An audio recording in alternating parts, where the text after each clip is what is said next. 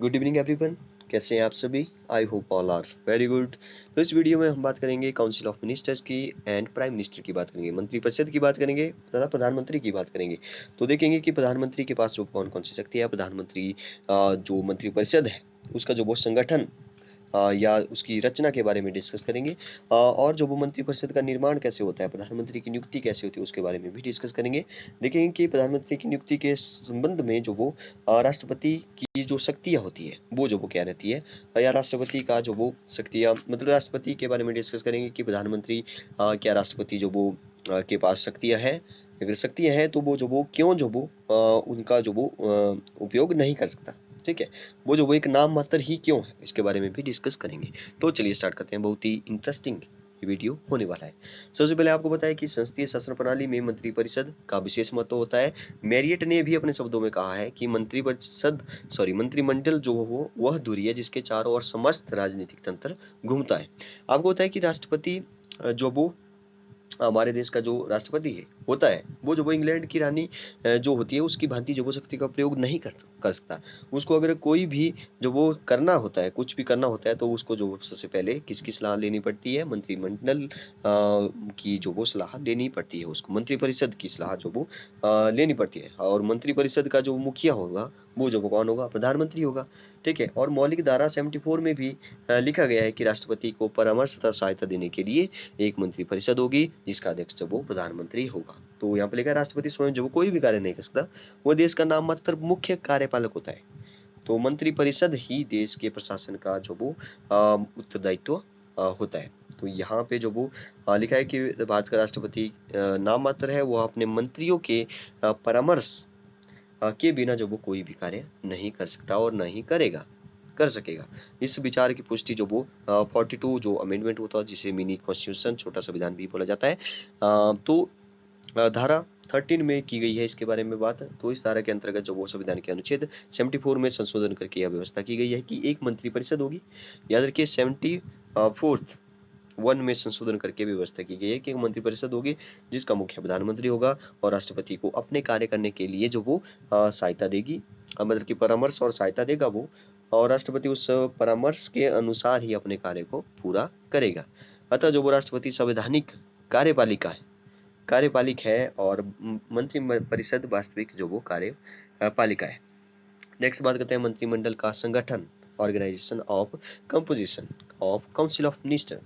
तो सबसे पहले जो वो बात करेंगे, जो वो यहाँ पे जो वो 3 श्रेणियों में जो वो इसको विभक्त किया गया है। तो सबसे पहले कैबिनेट मंत्री की बात करें। कैबिनेट मंत्री जो वो क्या होते हैं, तो कैबिनेट मंत्री मंत्रिपरिषद के मुख्य सदस्य होते हैं।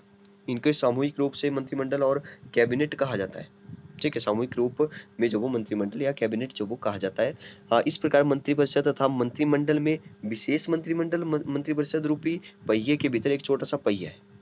देखिए हमारे जो भी मंत्रिपरिषद जो भी हमारा मंत्रिपरिषद होगा उसमें जो वो मंत्रिपरिषद के सदस्य जैसे राज्य मंत्री होंगे, मिनिस्टर ऑफ स्टेट होंगे या उप मंत्री सम्मिलित होते हैं। लेकिन जो कैबिनेट मंत्री होते हैं उसमें जो वो जैसे प्रमुख विभाग हो गए, जैसे रक्षा मंत्री हो गए, ठीक है, वो या गृह मंत्री, वित्त मंत्री, रेलवे, तो ये जो वो इसके अध्यक्ष जो वो किसमें होंगे, कैबिनेट मंत्री वो होंगे। तो वे संयुक्त बैठकों में राष्ट्रीय नीति जो वो निर्धारित करते हैं। मंत्रिमंडल के उत्तरदायित्वों की पूर्ति इसी के द्वारा जो की जाती है। कैबिनेट के सदस्यों की संख्या जो प्रायः कम से कम रखने का प्रयत्न किया जाता है। स्वतंत्रता के बाद लगभग 12 से लेकर 20 मंत्री कैबिनेट के सदस्य रहे हैं।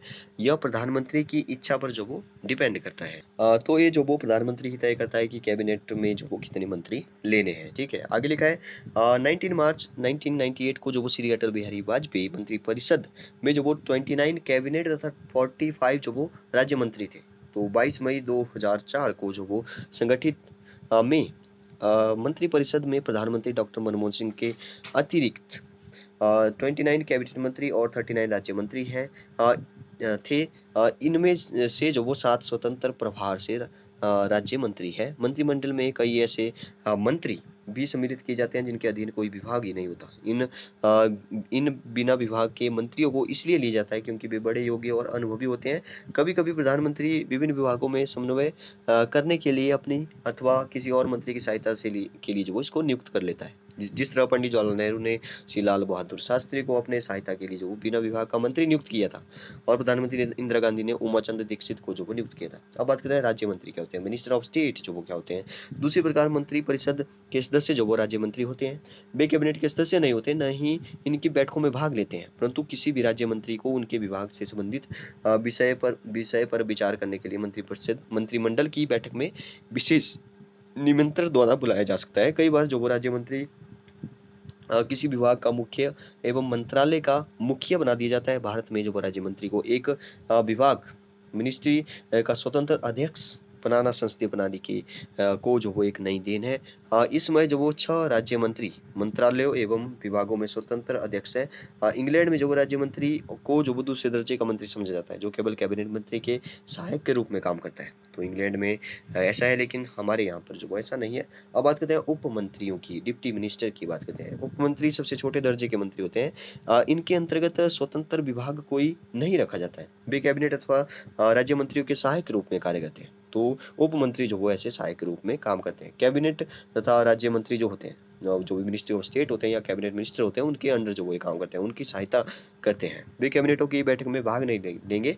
और उप मंत्री मुख्य रूप से निम्नलिखित कार्य करते हैं। तो क्या क्या काम करते हैं, देखिए फर्स्ट लिखा है, मंत्रियों की ओर से संसद में पूछे गए प्रश्नों के उत्तर देते हैं, सरकारी बिलों को पास करवाने में सहायता करते हैं, साधारण जनता के समक्ष वो सरकार की नीतियों कार्यक्रमों की व्याख्या करना तथा संसद के सदस्यों, राजनीतिक दलों तथा प्रेस से संपर्क बनाए रखना।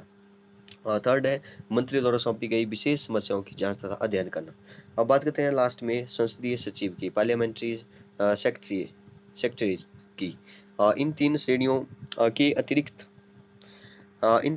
के अतिरिक्त मंत्रिपरिषद में संसदीय सचिवों, पार्लियामेंट्री सेक्रेटरीज को भी सम्मिलित किया जाता है। वास्तव में वे मंत्री नहीं होते।